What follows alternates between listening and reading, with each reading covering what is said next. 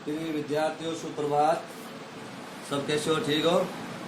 चलो आज अपन एक नया अध्याय शुरू करते हैं। पाठ 7। पाठ का नाम है परमाणु सिद्धांत एवं तत्वों का आवर्ती वर्गीकरण व उनके गुणधर्म। ये जो चैप्टर है, नया पाठ अपन स्टार्ट करेंगे। तो जैसे आपने पिछले कक्षाओं में पढ़ा तत्वों के बारे में, प्रतीकों के बारे में, परमाणु के बारे में, अणु के बारे में, यौगिक है, मिश्रण है आदि के बारे में जानकारियां आपने पिछले पाठों में कक्षा 9 में ली है। तो जैसे परमाणु के बारे में आपने पढ़ा कि पदार्थ का सबसे छोटा कण जिसका विभाजन नहीं होता उसको अपन क्या कहते हैं? परमाणु के नाम से जानते हैं। कक्षा 9 में आपने इसके बारे में पढ़ा था कि पदार्थ का वह छोटे से छोटा कण जिसका विभाजन संभव नहीं है। इसी प्रकार एक ही प्रकार के परमाणुओं से बने हुए पदार्थ है वो अणु कहलाते हैं, उनके बारे में भी आपने जानकारी ली है। इसी प्रकार तत्व, यौगिक, मिश्रण आदि के बारे में भी आपने पढ़ा है और जो तत्व है उनके प्रतीकों के बारे में भी आपने जानकारियां ली है। आज अपन परमाणु सिद्धांतों के बारे में पढ़ेंगे। अलग अलग वैज्ञानिकों ने अपने अलग अलग परमाणु सिद्धांत दिए हैं। तो परमाणु पदार्थ का सूक्ष्म रूप है जिसके बारे में प्राचीन भारतीय जो दार्शनिक है उन्होंने भी इसके बारे में जानकारियां दी है। कई यूनानी दार्शनिकों ने भी इसके बारे में जानकारियां दी है, परंतु उस समय मीडिया का अभाव था, सूचना तकनीकी इतनी विकसित नहीं थी। इस कारण से भारतीय वैज्ञानिकों को वो सफलता नहीं मिली जो मिलनी चाहिए थी। परंतु महर्षि कणाद का आपने नाम सुना होगा, जो भोजन के इकट्ठा करने के लिए कण यानी गेहूं का जो कण होता है वो खेतों से इकट्ठा करते थे, इसलिए इसका नाम पड़ा था आपके कणाद।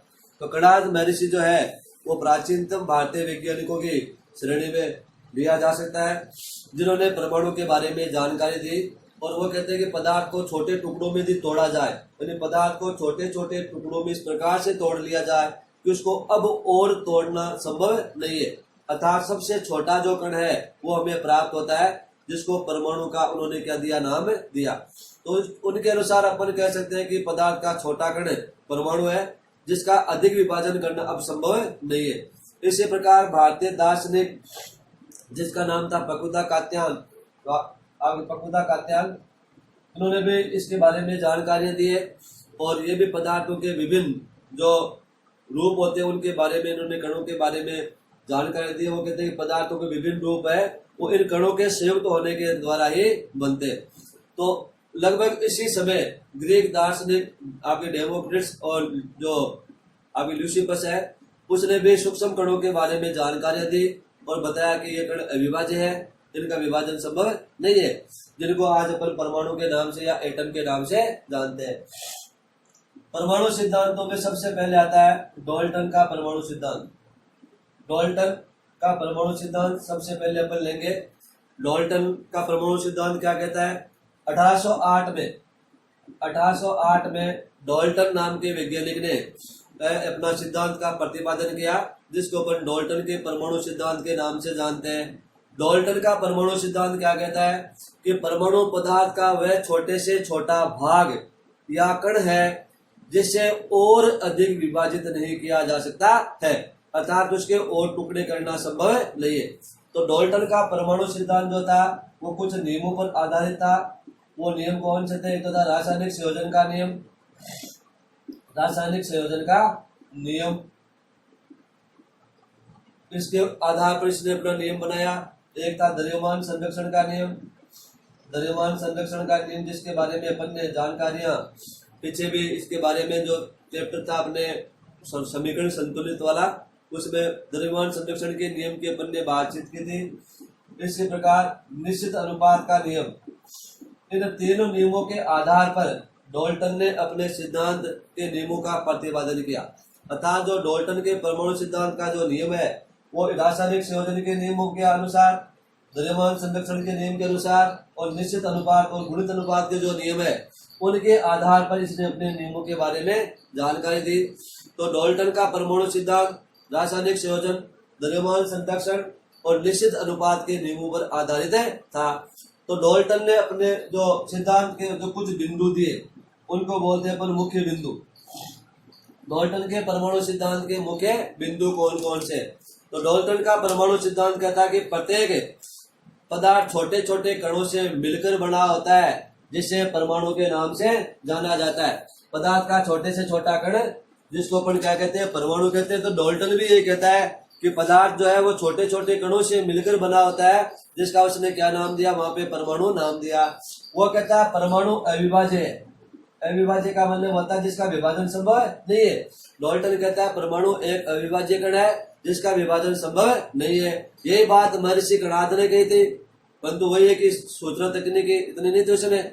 इसी प्रकार डाल्टन के परमाणु सिद्धांत का एक बिंदु कहता है कि एक ही तत्व के परमाणु समान गुणधर्म के रूप में होंगे, अर्थात उनके रासायनिक गुणधर्म समान होंगे, उनका भार समान होगा, उनका आकार समान होगा, अर्थात गुणधर्मों में क्या रखेंगे? समानता रखेंगे। तो डाल्टन कहता है कि एक ही तत्व के सभी परमाणु समान गुणधर्म वाले होते हैं, अर्थात भार के रूप से, आकार के रूप से और रासायनिक गुणधर्मों के रूप से। अर्थात अपन ये कह सकते हैं कि एक ही तत्व के सभी परमाणु, जैसे मान लीजिए H2 बड़ा, हाइड्रोजन बड़ी, इसका मतलब इसमें दो तत्व भाग लेंगे H+H, इसका मतलब ये आकार, आकृति, भार वगैरह में सब कैसे होंगे? समान होंगे। अर्थात जो भी परमाणु, जैसे कोई भी तत्व है उसका जो परमाणु है उसमें सभी जो कण होंगे वो समान प्रकार के होंगे, जो क्या करेंगे? एक परमाणु का निर्माण करने का कार्य करेंगे। इसी प्रकार वो कहता है कि भिन्न भिन्न तत्वों के परमाणु भार, जैसे हाइड्रोजन का परमाणु भार अलग है तो ऑक्सीजन का परमाणु भार क्या होगा? अलग होगा। तो वो कहता है कि भिन्न भिन्न तत्वों के परमाणु भार हमेशा क्या होंगे? अलग अलग होंगे, उनका आकार अलग होगा, उनके रासायनिक गुणधर्म भी क्या होंगे? अलग होंगे। इसका मतलब एक ही प्रकार के तत्व के परमाणु जो है वो गुणों में समान होंगे। इसका मतलब कोई दूसरा तत्व है तो वो उसकी तुलना में क्या होगा? अलग होगा। अर्थात प्रत्येक जो तत्व है उन सबके अपने अपने गुणधर्म वगैरह क्या होंगे? अलग अलग होंगे। अलग अलग तत्वों के परमाणु सदैव छोटे छोटे पूर्ण संख्याओं के सरल अनुपात के रूप में क्या करते हैं? सहयोग करते हैं और क्या करते हैं? किसी यौगिक का निर्माण करते हैं। जैसे मान लीजिए C6H12O6, ये ग्लूकोज आपके, तो ग्लूकोज एक यौगिक है। इस यौगिक का जो निर्माण हुआ कार्बन, हाइड्रोजन और ऑक्सीजन तीनों के माध्यम से हुआ, तो इनका अनुपात हो गया 1:2:1। अर्थात ग्लूकोज आप चाहे कहीं पे भी बनाए, इसका अनुपात हमेशा सब जगह क्या होगा? 1:2:1 के रूप में ही होगा। इसका मतलब सरल अनुपात में आपस में सहयोग करके ये क्या करेंगे? किसी यौगिक का निर्माण करेंगे। रासायनिक अभिक्रियाओं में परमाणु केवल पुनर्व्यवस्थित होते हैं, यानी कोई भी रासायनिक अभिक्रिया होगी उनमें परमाणु पुनर्व्यवस्थित होंगे।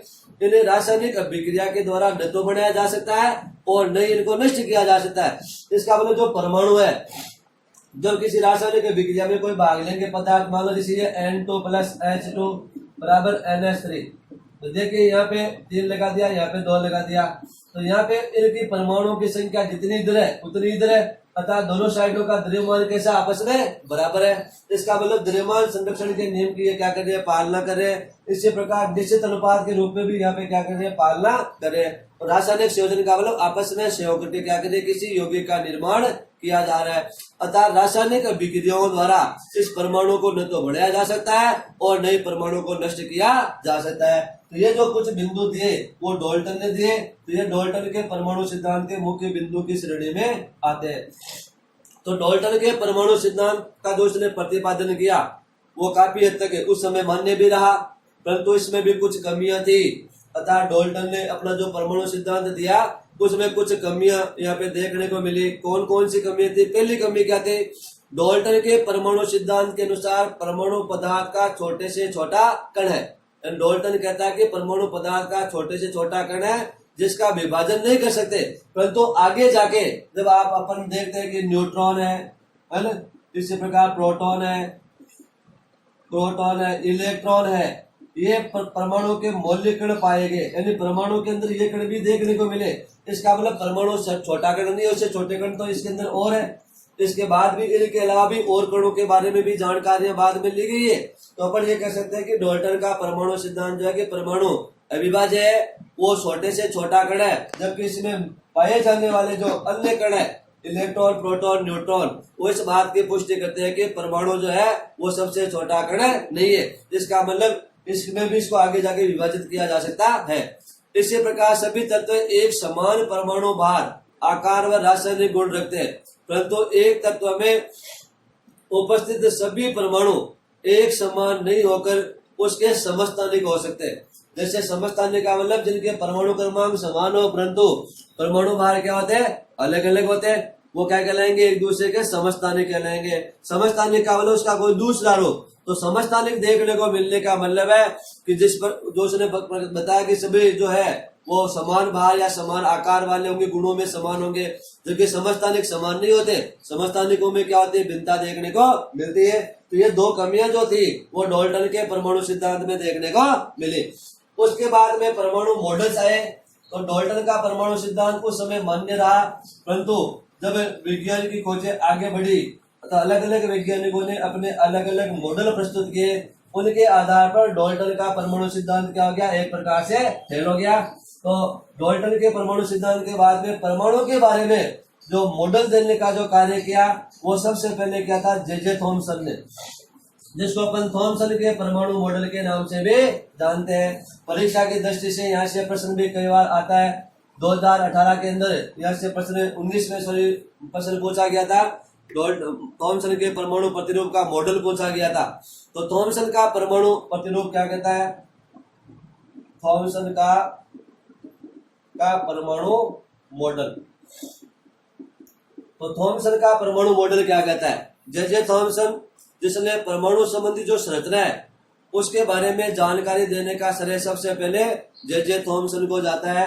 1898 के अंदर जे थॉमसन ने अपना परमाणु मॉडल प्रस्तुत किया।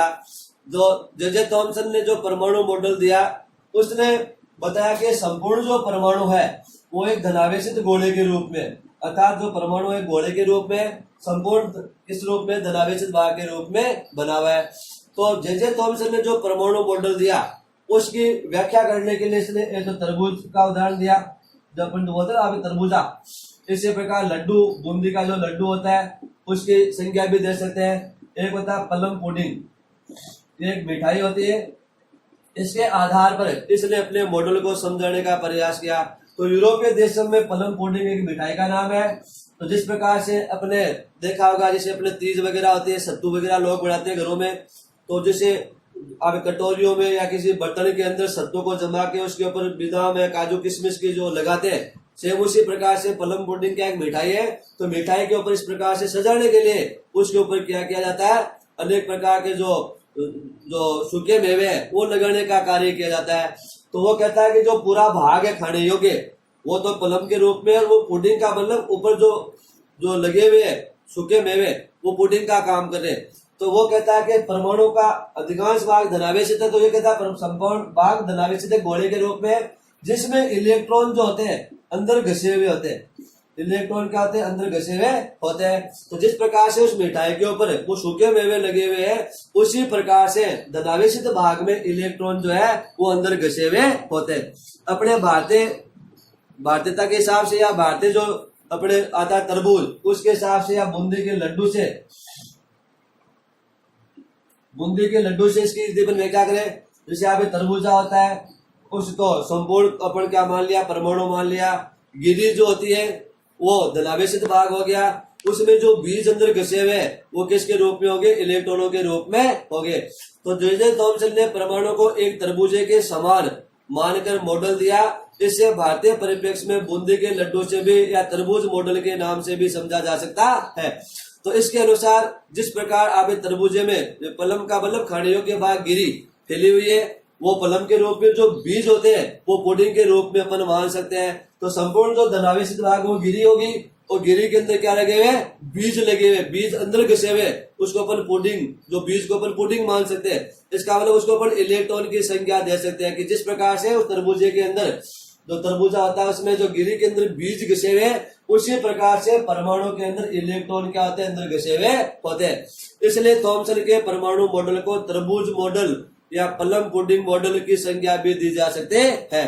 तो ये क्या कहता है कि परमाणु ठोस गोले के समान है, जिसका आकार लगभग 10 की घात 10 मीटर के रूप में आपको देखने को मिलेगा। जितनी संख्या में धनावेश होगा उतनी संख्या में क्या होगा, इसमें ऋणावेश होगा। परंतु जब जैसे दूसरी तरफ तो कहता है कि जितना धनावेश है उतना ही क्या है, ऋणावेश है। परंतु जब इसके ऊपर आकृति देखे, जैसे आगे तरबूज की बात करते हैं तो गिरी की तो मात्रा ज्यादा होती है, बीज तो संख्या में अलग होते हैं। इसका मतलब धनावेश और ऋणावेश की संख्या आपस में बराबर नहीं है। तो उसके हिसाब से यदि मॉडल को देखे तो एक प्रकार की कमी हो सकती है। तो थॉमसन का परमाणु मॉडल भी आगे जाके क्या हो गया, फेल हो गया, क्योंकि रदरफोर्ड ने बाद में अपना परमाणु मॉडल प्रस्तुत किया और थॉमसन का जो परमाणु मॉडल है वो रदरफोर्ड के परमाणु मॉडल पर खरा नहीं उतरा, इसलिए थॉमसन के परमाणु मॉडल को उसमें बाद में फेल होना पड़ा। तो थॉमसन के परमाणु मॉडल में क्या कमियां थी जिनके कारण से थॉमसन का परमाणु मॉडल क्या हो गया, फेल हो गया। तो थॉमसन ने संपूर्ण गोले को एक धनावेश के रूप में माना। वो कहता है कि संपूर्ण गोला किसके रूप में, एक धनावेश के रूप में है। संपूर्ण गोला एक धनावेश के रूप में किसने माना, थॉमसन ने संपूर्ण गोले को एक धनावेश के रूप में माना। इसी प्रकार थॉमसन के जो मॉडल था उस समय परमाणु के मुख्य जो लक्षणों की व्याख्या करने में ये क्या रहा, सक्षम नहीं रहा। यानी परमाणु की जो संपूर्ण बातें उसके ऊपर ये प्रायोगिक सत्यापन नहीं दे पाया, या इसके पास में कोई प्रमाण नहीं था, यानी उसको व्यक्त करने के लिए इसके पास में कोई ठोस प्रमाण नहीं थे। तीसरा, जब रदरफोर्ड का परमाणु मॉडल आ गया तो रदरफोर्ड के परमाणु मॉडल का जो श्रवण प्रकीर्णन जो प्रयोग है, रदरफोर्ड का प्रकीर्णन प्रयोग, उस प्रयोग पर यह खरा नहीं उतरा और खरा नहीं उतरने से थॉमसन का मॉडल क्या हो गया, फेल हो गया।